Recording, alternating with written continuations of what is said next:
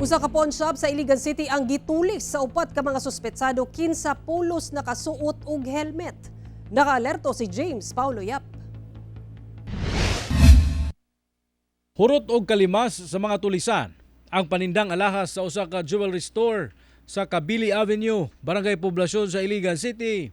Dihang gisulod sila sa upat ka mga individual mag-alas 6 sa gabi niadtong Domingo. Manirado na unta ang mong pawn shop dihang kalit lang nga miatake ang mga sospek.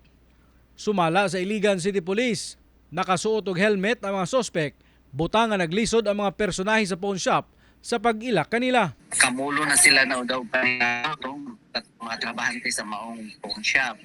And in the end is na ay upat ka tao misulod na ni Onog Armas o moto ang naglamas unang uwa sa ilang mga alahas dito dayon nga getaway vehicle nga duha ka motorcycle. Sa karon nagpadayon pa ang backtracking sa kapulisan sa mga CCTV palibot sa lugar aron makita kung nasa nagikan ang upat ka mga sospek.